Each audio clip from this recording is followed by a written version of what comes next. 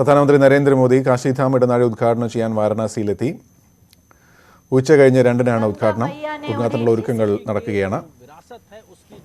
सांस्कृतिक विरासत है उसको सहेजा गया है, लेकिन आधुनिकता का पुट भी साफ तौर पे दिखाई पड़ता है। और मूल भावना कहीं ना कहीं यही है कि जो श्रद्धालु आते हैं, जो लोग यहाँ के लोग हैं, उनको कैसे सहूलियत हो सके, इस प्रकार की व्यवस्थाएं बनाई जाए। चाहे वो सीढ़ियां हो, चाहे वो रैंप हो, गंगा के स्थान तक जाने के लिए, गंगा नदी तक जाने के लिए, मां गंगा के तट तक जाने के लिए इस प्रकार की सुविधाएं विकसित की जाए, जिससे लोगों को एक सहजता हो, आसानी हो, गंदगी ना दिखाई पड़े। जो गंदगी पहले मां गंगा में गिरती थी उसको हटाया गया है, उसके लिए अलग से व्यवस्थाएं की गई। और ऐसे ही विकास कार्यों को जमीन पर उतारने का जो काम किया गया है, उनमें से एक टिड़किया घाट, जहां पे वाराणसी में प्रधानमंत्री इस वक्त पहुंचे हुए हैं, उत्तर प्रदेश के मुख्यमंत्री योगी आदित्यनाथ के साथ वो संवाद करते हुए एक भाव कहीं ना कहीं दिखाई पड़ता है कि निश्चित तौर से किस प्रकार से जो काम का एक बिगड़ा उठाया गया था, वो बिगड़ा कहीं ना कहीं जमीन पर उतरता दिखाई पड़ रहा है। और ये खूबसूरत छटाएं इस बात की साफ तौर से धोतक हैं, इस बात को इंगित करती हैं कि जो विकास की एक परिकल्पना की गई थी, जो पहले कागजों पर उकेरी गई थी, आज वो जमीन पे साफ तौर पे दिखाई पड़ती है। और जब वो कोई काम जमीन पे होता है तो एक भाव चेहरे पे दिखाई पड़ता है कि हाँ, एक संतोष का भाव कि जो मैंने सोचा था उसमें से काफी कुछ काम यहाँ पे होता दिखाई पड़ रहा है। तो निश्चित तौर से ये अपने आप में उस क्षण की एक तरीके से तस्वीरें हैं जहां पर इन तमाम विकास कार्यों को अमली जामा पहनाया गया। और आज वो घाट जो पहले कभी बहुत ज्यादा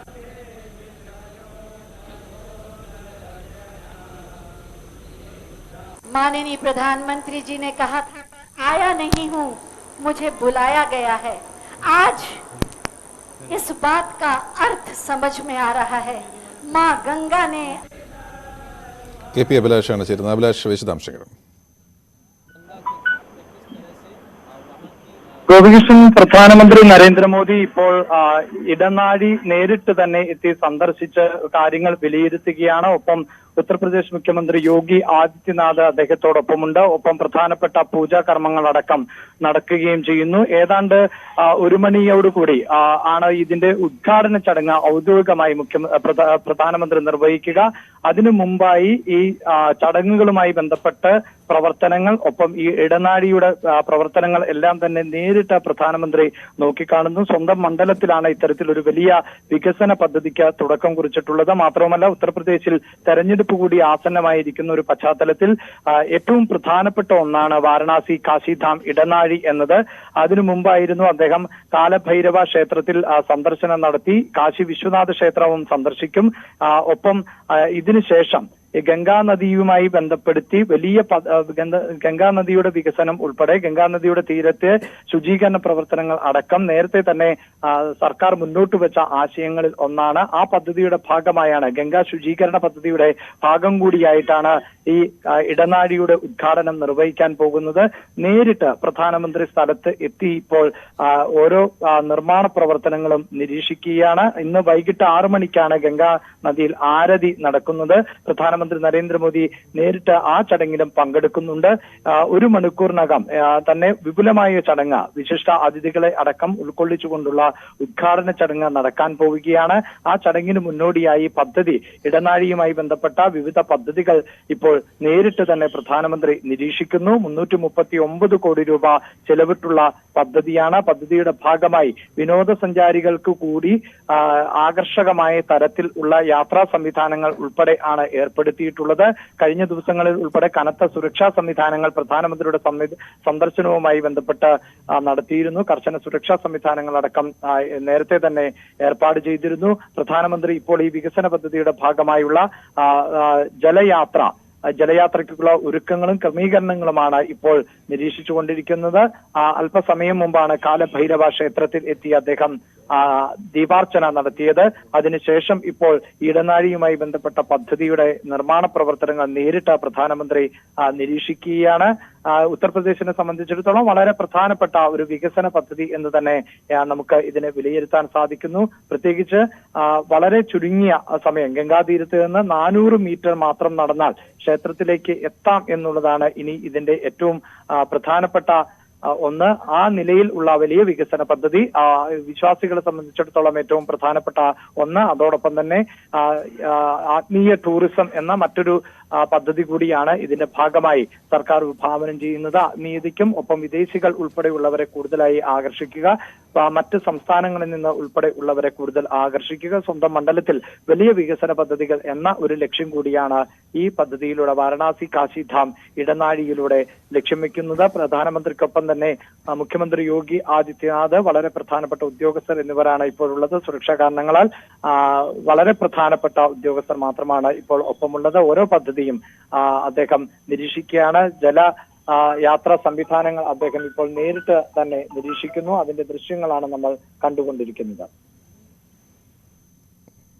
പ്രധാനമന്ത്രി അവിടുത്തെ സൗകര്യങ്ങളും കാര്യങ്ങളും പരിശോധിക്കുന്നു. തത്സമയ ദൃശ്യങ്ങളിലേക്ക്. और सुंदरीकरण के तौर पे वो इन तमाम चीजों में कहीं ना कहीं उपेक्षा का शिकार रही थी, लेकिन काशी के सांसद बनने के बाद प्रधानमंत्री मोदी ने जो बीड़ा उठाया उसके बाद से नए प्रकार की व्यवस्थाएं अब साफ तौर पे दिखाई देती हैं। कोई नहीं सोचता था मल्टी मॉडल ट्रांसपोर्ट सिस्टम यहां दिखाई पड़ेगा, सड़कों से जुड़ा हुआ है, रेलवे कनेक्टिविटी है, एयर कनेक्टिविटी, और अब आप ये देखिए किस प्रकार से जल के माध्यम से भी जो वाटरवेज कनेक्टिविटी है, और ये एम्बुलेंस, ये वाटर एम्बुलेंस, ये प्रधानमंत्री के माध्यम से ये शुरू किया गया था। और ये इसलिए भी बहुत महत्वपूर्ण है क्योंकि हम जानते हैं कि वाराणसी, काशी की अगर बात की जाए तो बहुत सी तंग गलियां हैं, बहुत संकुचित गलियां हैं, छोटी गलियां हैं। अगर कोई आकस्मिक स्थिति आती है, किसी व्यक्ति के लिए कोई मेडिकल इमरजेंसी होती है, तो उन गलियों के माध्यम से मुख्य सड़क और सड़क के माध्यम से अस्पताल तक पहुंचना बड़ा मुश्किल होता है। लेकिन बावजूद उसके इस प्रकार की व्यवस्थाएं की गई कि अगर कोई व्यक्ति इस प्रकार से स्थिति में है तो वो वाटर एम्बुलेंस के माध्यम से अस्पताल तक पहुंच सकता है। ये सोच भी बताता है कि किस प्रकार की एक सोच है, विजन है, दूरगामी विजन है कि हर वो व्यवस्था यहाँ पे लाके रखी जाए जिसके माध्यम से हर एक काशीवासी को उसकी हर एक मुमकिन चीज मिल सके।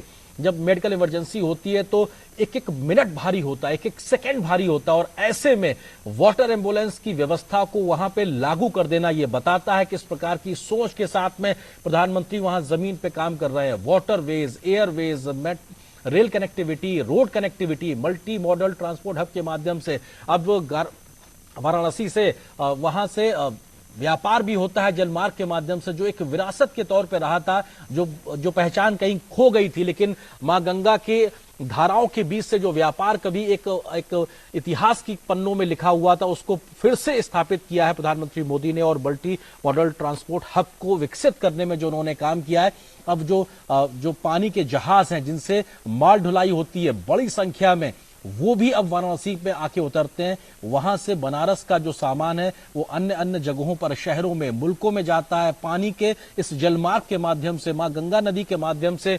और साथ ही साथ एयर कनेक्टिविटी से तो जुड़ा ही हुआ है, रेल कनेक्टिविटी से जुड़ा हुआ है, रोड कनेक्टिविटी को भी और बेहतर किया गया है। तो ये बताता है किस प्रकार की सोच के साथ में विश्व स्तर की सुविधाओं को, जो काशी से क्वेटो तक की जो बात थी, जापान की एक अपने आप में बड़ी एक शहर क्वेटो जिसके का दौरा भी प्रधानमंत्री ने किया था, उसकी तर्ज पर विकसित करने की जो बात थी, हमने देखा था वो तस्वीरें भी जब जापान के उस वक्त के प्रधानमंत्री शिंजो आबे ने यहाँ की गंगा आरती में शिरकत की थी, तो उस वक्त भी इस बात की बहुत चर्चा थी कि क्या ये महज एक अपने आप में कह देने वाली बात है कि क्या हम इस काशी को क्वेटो बना पाएंगे। लेकिन आज जब हम उसको इस प्रकार से विस्तारित होते देखते हैं तब समझ में आता है कि जो बात उस वक्त सिर्फ शब्दों तक सीमित थी, आज वो जमीन पे। കാശി വിശ്വനാഥ ക്ഷേത്രത്തിന്റെ ഇടനാഴി പദ്ധതിയാണ് പ്രധാനമന്ത്രി ഉദ്ഘാടനം ചെയ്യാൻ പോകുന്നത്. അല്പസമയത്തിനകം ഉദ്ഘാടന ചടങ്ങുകൾ നടക്കും. വളരെ വിപുലമായ ചടങ്ങാണ് ഒരുക്കിയിട്ടുള്ളത്. 50 അടി വീതിയുള്ള ഇടനാഴി ആണ് ഇതിൽ ഏറ്റവും പ്രധാനപ്പെട്ടത്.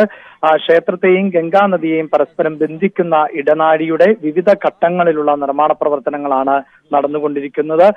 പൂർണ്ണമായും പദ്ധതി പൂർത്തിയാകുന്നതോടെ ഏതാണ്ട് 1000 കോടി രൂപയോളം ആണ് ചെലവ് വരുന്നത്. വിശാലമായ സംവിധാനങ്ങൾ, 5.5 ലക്ഷം ചതുരശ്ര അടി സ്ഥലത്താണ് ഈ വികസന പദ്ധതി നടപ്പിലാക്കുന്നത്. പ്രധാനമന്ത്രി നരേന്ദ്രമോദിയെ സംബന്ധിച്ചിടത്തോളം അദ്ദേഹത്തിന്റെ സ്വന്തം മണ്ഡലമാണ് എന്നുള്ള പ്രത്യേകത കൂടി ഉണ്ട്.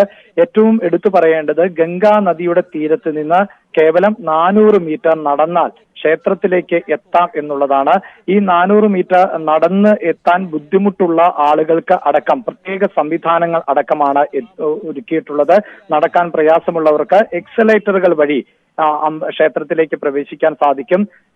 ശാരീരിക ബുദ്ധിമുട്ടുകൾ ഉള്ളവർക്ക് വേണ്ടി വീൽ ചെയറുകൾ അടക്കമുള്ള സംവിധാനങ്ങൾ ഒരുക്കിയിട്ടുണ്ട്. ഇങ്ങനെ പൂർണ്ണമായും ഒരു നവീകരണ സംവിധാനം ആണ് ഇപ്പോൾ ഒരുക്കിയിട്ടുള്ളത്.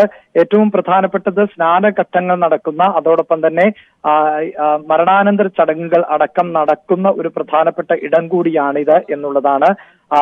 ഉത്സവ അന്തരീക്ഷത്തിൽ ആണ് വാരണാസിയിലെ ഉദ്ഘാടന ചടങ്ങുകൾ നടക്കാൻ പോകുന്നത്. ഇപ്പോൾ പ്രധാനമന്ത്രി സുരക്ഷാ സംവിധാനങ്ങൾ, അതിശക്തമായ സുരക്ഷാ സംവിധാനങ്ങളാണ് പ്രദേശത്ത് ഏർപ്പെടുത്തിയിട്ടുള്ളത്. ഈ പദ്ധതികൾ നേരിട്ട് തന്നെ നിരീക്ഷിക്കുകയാണ്. നദീ ഗതാഗത സംവിധാനം, അതോടൊപ്പം തന്നെ വാട്ടർ ആംബുലൻസ് പോലെ അത്യാധുനിക സംവിധാനങ്ങൾ എല്ലാം ഉപയോഗപ്പെടുത്തിക്കൊണ്ടുള്ള വികസന പ്രവർത്തനമാണ് ഇവിടെ നടന്നിട്ടുള്ളത്. വളരെ സുദീർഘമായ ചടങ്ങ് രാവിലെ മുതൽ ആരംഭിച്ച് ഇന്ന് രാത്രി 6 മണിക്ക് ഗംഗാനദിയിൽ നടക്കുന്ന ആരതിയോടുകൂടി അവസാനിക്കുന്ന ഒരു ദിവസം പൂർണ്ണമായും പങ്കെടുക്കുന്ന ഒരു ചടങ്ങാണ് പ്രധാനമന്ത്രി. ഇന്ന് ഒരു പൂർണ്ണമായ ദിവസം ഇന്ന് ഈ വാരണാസിയിലെ ഈ കാശി ഇടനാഴിയുമായി ബന്ധപ്പെട്ട വിവിധ പദ്ധതികൾ നേരിട്ട് വീക്ഷിക്കുന്നു. ആ ഉദ്ഘാടന ചടങ്ങിൽ പങ്കെടുക്കുന്നു. അങ്ങനെ വൈകിട്ട് 6 മണി വരെ പൂർണ്ണമായും തിരക്കുള്ള പദ്ധതി, ആ നിലയിലുള്ള ഒരു ടൈം ഷെഡ്യൂളാണ് ഇപ്പോൾ ചെയ്തിട്ടുള്ളത്. ഗംഗാ ആരതിയും അദ്ദേഹം വീക്ഷിക്കും.